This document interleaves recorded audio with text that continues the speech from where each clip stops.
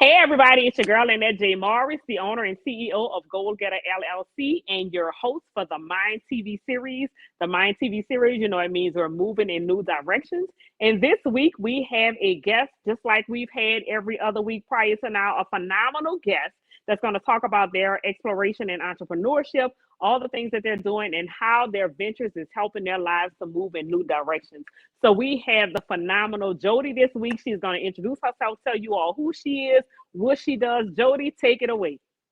Hi, my name is Jody Denota, and I am the founder of Sincerely Geek MH, which stands for mental health, as well as a self-published author. Awesome. So you're a self-published author as well. So listen, I know we're going to talk a little bit about these books that you are publishing, right? Because the reason why is because you have a sequel coming out next month.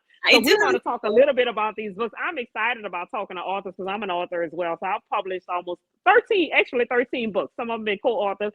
Some of them are like solo projects, but I love talking to authors, right? Because somebody that has the courage to put something in writing, the story in a book, whatever it is, I know that that's a tedious task. So we want to talk about these books a little bit. You mentioned your therapist in the acknowledgments of your book, right? So give us the purpose for you doing that in all four of your book, acknowledging your therapist, because a lot of people don't like to talk about them having a therapist or being in therapy and these things, or some people find it shameful.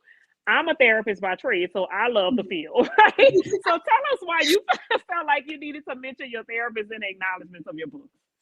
Well, I think having mentioned to my therapist in the novel is, like you said, it's very important for me because I write about books that are considered topics that are considered taboo in the South Asian community in my novels, such as gaslighting, emotional abuse, domestic abuse, infertility, infidelity, just a bunch of them. And with The Chaos Within Us, the first book, which is where I do mention my therapist in the acknowledgments, that I thought that was very important because if it wasn't for my therapist, I would have never known writing was a way of healing.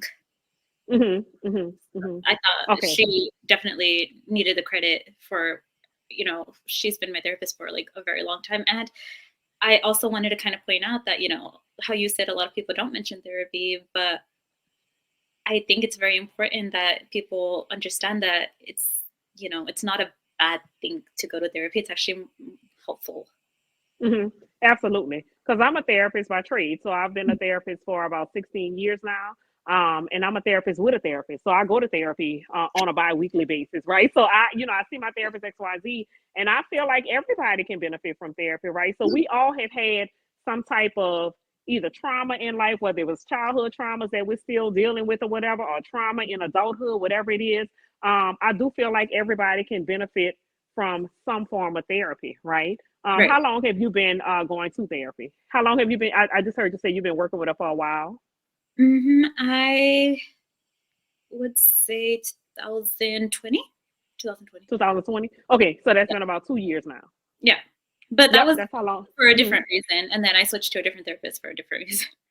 Okay. I think we should say that no matter what, if you find like therapy is no longer effective with a particular therapist, then transition to another one. I encourage that as well, because sometimes what happens is that we get so comfortable and complacent with this particular therapist that we've established almost like a friendship type relationship. And then the therapy is no longer effective, right? So then you just have to find somebody else because there's a thin line between having a friendship relationship and a therapeutic relationship, right? And then once it gets to the point where you're so comfortable with that person, therapy is no longer effective, right? So it's even in like our guidelines, like you can't have a dual relationship as a therapist. So you can't be a friend and a therapist at the same time, right?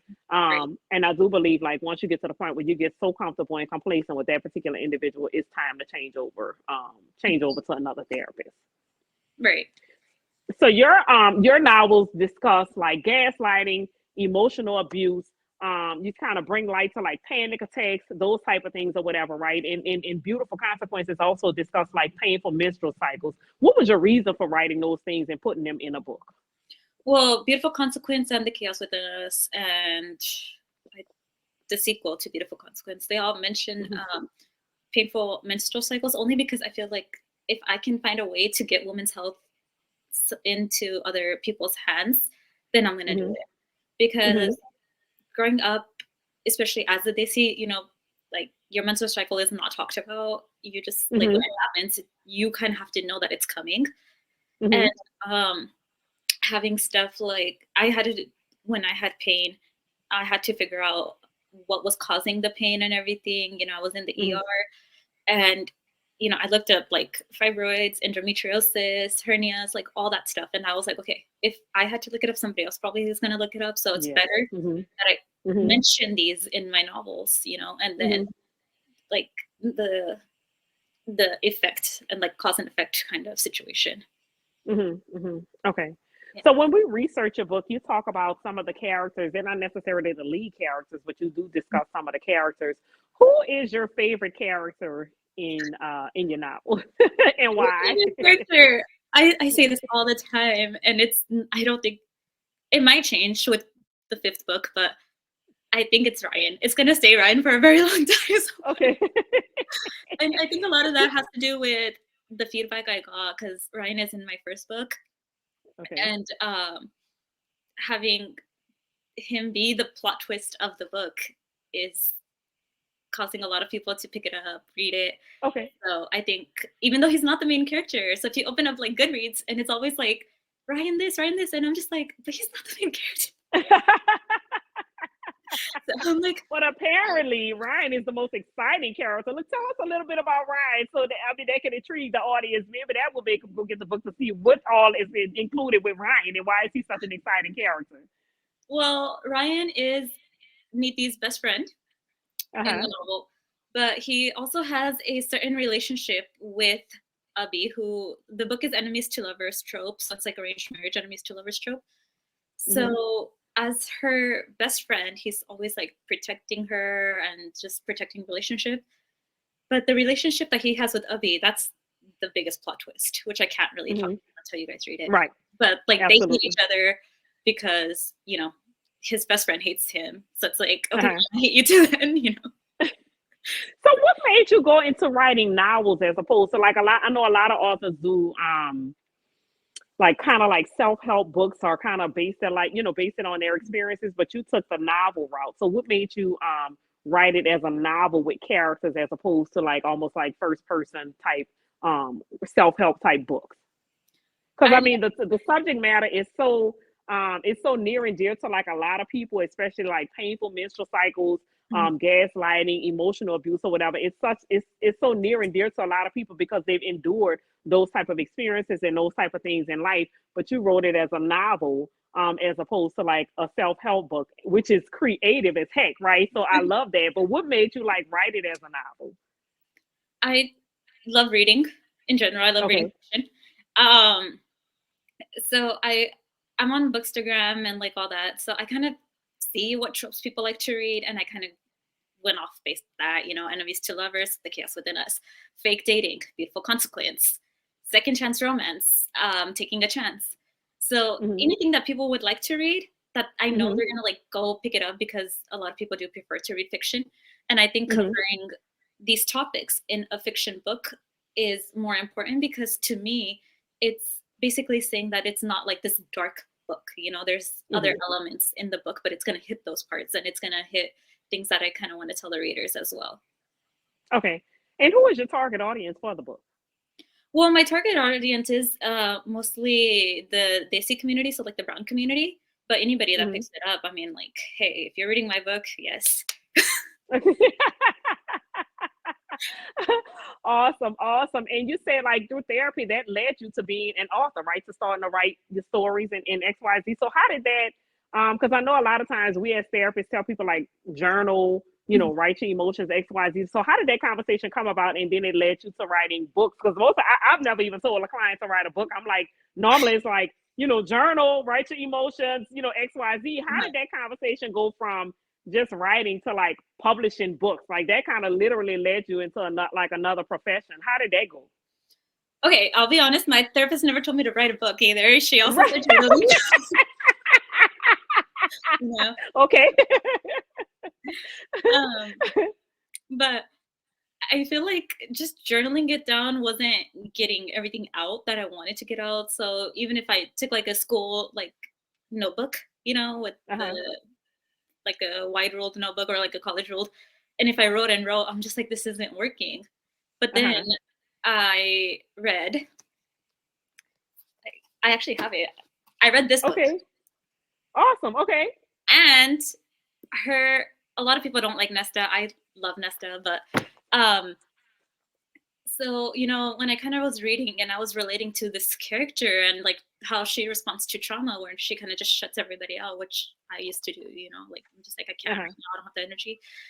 And that kind of inspired me to be like, hey, what about a book? Yeah. Other people, if you can relate to a character, the characters you create will be able to relate to, and like, I saw that with The Chaos Within Us on Goodreads, and just messages I got where it's not even people saying that, the main characters are relatable. It's people saying that secondary characters are relatable too. So every character in The Chaos Within Us, it's like you can relate to them in one way or another. Absolutely. And is it because you feel like it's because they have shared life experiences is why they're relatable? I believe so. It covers a lot of things, like the grief. It covers gaslighting, emotional abuse, the painful menstrual cycles. So one way or another, people are relating to it somehow. Absolutely. And how do you feel like, because I feel like the book is, because you went in that direction as a result of going through therapy, like the book helps with emotional abuse a lot, I feel. And then also it's almost like a therapeutic outlet for individuals that read it. How do you feel like your books help them with, I guess, like, emotional abuse and kind of overcoming that or coming out of that? How do you feel like your books help individuals in that capacity? I think if you read the book, there's some parts where the characters are talking, but it's like that advice I wanted to put in the book, For example, I wasn't even supposed to write a fifth book. My sister said something that just triggered a fifth book, and I was like, okay, we're doing this now. And then, so, I think throughout my books, for example, the fifth one, it literally says, if you don't find, you can have a sad day, like everybody gets one of those, right? You can be like, okay, I'm just going to eat this. It's my favorite food. Or I'm going to watch this. It's my favorite show. That's fine. You'll be fine for that time being. Yeah. But if you don't deal with, I wouldn't say get rid of, because, but if you don't deal with what's causing you to be sad, you're not dealing with like the fundamental. You're going to still be sad, eat whatever you want, watch whatever you want. But at the end of the day, it's going to, like, when it's over, when you're done eating or when the show's over, you're still going to be a bit upset, So it's kind of like, figure it out, take your time, but make sure you deal with it. Absolutely. Absolutely. So most authors, once they write a book, and this is what I tell my clients, like, a book will position you as an expert on a particular subject matter, right? Do you find like this, you're leveraging the book project in order to get you in other spaces, like as a speaker or as a presenter, to talk about these particular issues? And then, like you just said, like, not addressing a problem or whatever is going to continue to be a problem. Like, you can eat what you want and watch your favorite TV show, but you have to address the issue. Have you allowed these books to leverage, or have you allowed yourself to leverage the book projects to get you into other spaces as like speakers or presenting on different podcasts and these other areas as of yet? Not yet. I have spoken on other podcasts and stuff, but I haven't hit the speaker mark on it yet, because I don't think I'm a professional right now. I'm kind of healing myself. So before I can go and start talking about things, I have to be healed. Yeah. Okay. All right. So is that your goal? Is that a long-term goal to start speaking more about like emotional abuse and helping people to be able to overcome that? Or right now you just saying, let me just write space? I believe so. I really do think so, because, there's a line in my third book, which is coming out this month. It's called Taking a Chance. And when my main character, she kind of has a panic attack, and she tells her husband, I wish the abuse was physical. And I hate to say it. Sorry. I hate to say it, but sometimes I wish that too. Okay. Yeah. And tell us a little bit more about that. Like, yeah, so the main character is having the same thoughts that you are having. So, like, explain that a little bit more. Like you said, you hate to say it or whatever, but the reality is that's your reality, right? So what do you feel like? Is it easier in that sense or whatever? Or like, what's the mindset behind that? the mindset behind emotional abuse. Right, like you said, she said she wished the she wished it was physical abuse as opposed to Okay. emotional abuse. Right, because I mean, we can explain it from like a therapeutic point that the Right. emotional abuse is more longer term, right? Yeah. It's because most people think in terms of well, emotional abuse is easier to deal with than physical abuse, right? Mhm.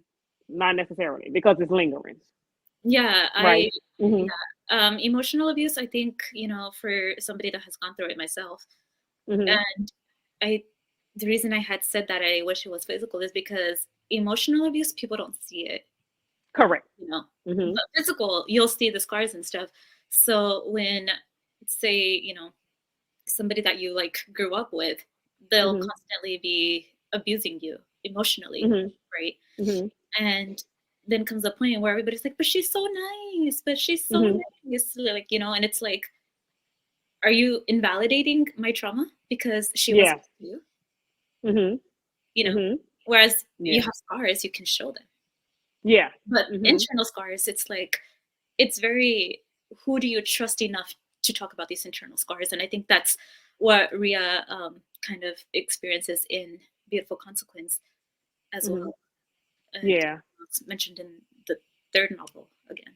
Okay. Okay. And when does the third novel come out? I know you're releasing it this month, correct? See, that's the thing. I know it's this month, but I would say like the last week of December. Okay. Yeah, Okay. Are you excited? I'm so excited because my friend, she made the cover for this book. Okay. And Okay. we met through Twitter and we're like really good friends now. Her name is Lily. And Okay. she actually designed the cover, which is on my Instagram now. And, Okay. the dedication is up on Instagram. And but I try to do my dedications to certain readers as well. So I have Okay. like a dedication for the chaos within us, which is to anybody that's ever cried silently and hoping Hmm. that they don't make a noise, because Yeah. I know the pain of that. I know what it's like to Yeah. just like, oh, don't make a noise, so just cry. You don't want anybody to Hmm. you. And then Beautiful Consequence is to anybody that's given love a second chance. Yeah. And then my third one, I blanked out on it right now. I don't even can't remember it. That is okay. It's Just on absolutely Instagram. okay. Yes. So besides writing, what are some of the other things that you enjoy doing or that you're currently doing in life? Besides Instagram, I have a YouTube channel, which Uh-huh. also kind of incorporates mental health, but it's K-pop meets mental health. Okay. And what else do I really enjoy? Oh my God, reading, writing. Hmm. Hmm. So what do you do with I the don't think I YouTube have a life channel? outside of this now that you have. Just to think about it, I know you have a beautiful life. Like, huh. I love reading and I love writing. Absolutely. So look, tell us what do you do with your YouTube channel? Like, are you working with subscribers? Like offering them some type of encouragement? Like, what does your YouTube channel look like? How does that go? Oh, my YouTube is heavily based off K-pop, and Okay. um, I think one of the main things I like to do is kind of make like K-pop videos for different fan groups that are like blank group name moments for a bad Mhm. day. Mhm. So Mhm. if you're having a bad day and you like a certain group, you can just look it up and be like, okay, like Astro moments for a bad day, and it'll like pop up on my channel. 80s moments for a bad day, it'll pop up on my channel. Okay. BTS Okay. moments for a bad day, just like that. Okay. So it's pretty much like an encouragement platform, In a way, and you yes, utilize but I it. also do like unboxings and I like do concert vlogs. So if I've ever at a concert, you just see me like vlogging it on my phone because I don't have a camera. So I'm just like, this Okay. this is my buddy. Okay. And then how many? Because one of the things that people don't realize is that the more they don't realize ways to leverage YouTube, right? How to build up subscribers, how to keep your subscribers engaged, how to have the viewers, and all of the other things or whatever. Let's talk about that a little bit. Like, how were you able to build up your YouTube channel? For me, I think one of the main things that I did was kind of make sure I incorporated, first of all, like every group that I could possibly Hmm. to Hmm. have a variety of people Subscribers. interact with my channel. And then Hmm. I also did like giveaways. I like barely hit about 500 subscribers, which to me like is a lot considering Hmm. everybody starts at zero. Something you go up higher. Right. And Hmm. I think one of just having like the interactions and seeing the number of views go up. I think the Hmm. highest one is like 1.2K viewers, Okay. which is for a Okay. basketball game that I went to. Yeah. Well, guess what? That's interesting because a lot of times, if you're not posting anything that's intriguing, Yeah. especially on YouTube, then you won't have people to view that, right? And so the thing about it is, you want to get you want to pretty much have things that people are interested in, Right. to make them want to come to your YouTube channel. How consistent are you showing up on YouTube? You know what? I don't have a schedule. If I see something I want to Okay. post or like an unboxing or anything, then I will post Hmm. it. But it like right now, my books are my priority, and I was actually thinking about that today. You just Okay. question. I was thinking about that today. I was like, I haven't touched that in a while. Yeah. So one of the things is, I know, YouTube can actually be a stream of income, right? So Yeah. I'll use, for example, like I have a client that has, I mean, I don't even know how many subscribers she has, probably more than 100,000. I don't know, but it's a huge number. And so she actually has about 4 or 5 streams of income from YouTube alone. Because once you Mhm. get so many subscribers and so many viewing hours, like you can start being like not ambassadors, but like affiliate for different companies or whatever. So they'll, depending on how many subscribers you have, if it's in their target audience for whatever they're selling or service they're providing, then they'll pay you to run promote their product or their business, whatever it is, on your page. And so it's a lot of ways that she actually gets paid and able to leverage the YouTube channel. Mhm. So when you talk about like getting on YouTube, I think the subject matter that you talk about in itself can definitely draw in more subscribers. Even if you were talking like once the book launches or whatever, and if you have like a live, I want to say kind of like a live book release or something to that effect, right? Yeah. Not only are you talking about your book, but you're connecting the characters with people that are in your audience or in your followers or whatever, right? Intriguing them so that they can turn back around and purchase a book, right? Right. So that gives you an opportunity to leverage that particular audience, but also resonate with the audience that's already following you, utilizing one of the characters that's in a book. So it's beneficial, like you're promoting the book, also connecting with people in such a way that they'll continue to follow you, but then also have other people to follow you based on the subject matter that you're talking about. Right. Definitely emotional abuse, because there's so many people that endure emotional abuse. Mhm. And again, they a lot of times they don't see it as abuse because it's not seen. Like you say, physical abuse is more visible, right? You can see Yeah. somebody with a black eye or Right. whatever it is, or bruises or whatever. But emotional abuse, because it's internal, people don't see it, so they don't necessarily classify it as abuse, which is unfortunate. Yeah. That gaslighting, any mental abuse, all of that is not. Hmm. Yeah. Yeah, it's not visible. Yeah. So what does your therapist say about you taking that writing to another level? Like you didn't just journal, you start publishing books. What did she say about that? I actually gave her like so because I published through KDP, and I got a copy that's like basically it says like not for resale, and I signed it and I gave this like made a little gift bag and I gave it to her. So I think that And is and she excited that you took the writing to another level? she did. Like there's a book with her name in it now, like in the acknowledgments, and she wasn't ever expecting that from a client. So it's like, Absolutely. you know, Because like I said, you took it to a whole nother level, because we always encourage people to write, but in a sense of journaling and not necessarily publishing a book. I've never even thought to tell a client, put that in a book, because that's a good thing. I never even thought to tell anybody that. So when you said like, your therapist told you about writing and then you started doing this, I'm like, wait, that's a whole nother level. I've never even heard it. Never no, I heard mean, anybody take it and put it in a book. hey, like I said, I have a whole thing of journals, right? I have like a whole cabinet just full of like old journals, and I'm just like, this isn't working. I need to do something else. Something a little more. Yeah, absolutely, absolutely. So the premise of our show, we talk about, moving in new directions. That's actually what the MIND means. MIND is an acronym for moving in new directions. So I'm glad that you share with us today how you were able to take that therapeutic experience, realize like journaling wasn't helping you to the capacity that it could have, and you've moved that into new directions, creating like a whole career for yourself as a Right. result of like, I'm supposed to just be writing because the therapist said so, but journaling wasn't getting it. So now I'm gonna publish books that's also helping other people, right? So Right. it's leveraging, allowing you to be a published author, moving your life in new directions, stemming from a therapeutic experience, and now you're able to help other people because your characters resonate with them in such a way that helps them to be like identify like, listen, I've endured that same life experiences. You know, these are the ways that your character is getting through it. Maybe I can utilize this or whatever. So your books are definitely a platform to help people to overcome emotional abuse, gaslighting, and all of the things that they endure on a mental health level. On a Yes. mental health level, yes. Yeah. So if you had some parting words and words of encouragement that you want to leave with the audience, tell them a little something, some type of encouragement or something that you want to leave with them.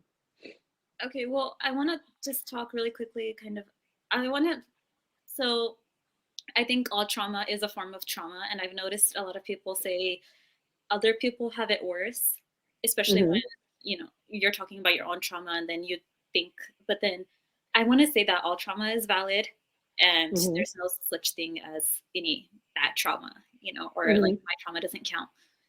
Trauma is trauma, whether it's emotional, gaslighting, physical, any type of, abuse. And Mm-hmm. getting the help that you feel you need is very important too, because Mm-hmm. you matter, your life matters, and ending it is just never the solution. And that's coming from a 2-time suicide survivor. Yeah, absolutely, absolutely. So I'm glad that you say that because you don't ever want to, especially when you're trying to encourage a person, make them feel like their situation is, oh, that's just a little trauma. No, it's a traumatic experience, and you need to handle it in such a way, right? Yeah. So that even like you gave a word to people that are addressing people with trauma, don't try to minimize their experience. Their experience is their experience, and allow it to be that. If you're going to help somebody or encourage them, don't minimize their situation. Address it in the way that they address it, right? Right. If they address it as a big deal, you address it as a big deal and then kind of help them heal from there as opposed to trying to minimize it just to be like, oh, that's just, no, it's not just anything. It's their experience. So we need to respect that and address it accordingly. Right. Yes, Definitely. And like absolutely. how you said, if they want to take small steps, be sure you're taking those small steps with them. Yes, absolutely. Absolutely. Well, thank you so much for joining us on the Mind TV series. Tell the audience how they can follow you, stay in touch with you, and definitely tell them how they can find the book that is going to be releasing this month. Well, all my books, if you type my name up, they're on Amazon. I Okay. totally blinked on that for a second. Amazon, and they are available at Barnes and Nobles, not as paperback copies because KDP Barnes and Nobles doesn't sell KDP published in store, but you can get it online, Okay. or you can get it on Amazon. You can just type my name up, or you can type in The Chaos Within Us or Beautiful Consequence, whichever one's easier for you. Okay. And the third book will be here November. The sequel to Beautiful Consequence will be here in January. Okay. In just half a year, I will have 5 books out. So Awesome. October, November, December, January, and then the 5th one is already written. It's Okay. being edited. So just the fact that I have 5 books just kind of coming is crazy in just my 20s too. So I think it's Yes, that's so exciting. And then you guys can find updates on Instagram at Geet is booked. So it's GEET is booked. And then my website is geetrights.carrd.co. It's the mental health aspect. If anybody needs somebody to talk to, that's sincerely Geet, mh.carrd.co. Okay, awesome. So Again, thank you. Say that again. I'm like, that's everything. Yeah. Well, you've given them a lot to follow. Right? And we so appreciate you for joining us on the Mind TV series. Thank you so much for sharing your story with us, for putting it in a book to help other people. I encourage you to keep doing just that because definitely you took it to another level, something that I've never seen in all of my years of being in this profession. So I want to say thank you personally for doing so. And thank you all so much for joining us and watching the show on this week. As you know, next week, same time, same place, we're going to bring another person to you to talk about how their profession has helped to move their life in new directions. But until next week, talk to y'all later. See y'all later. Thank Bye-bye. you. Bye.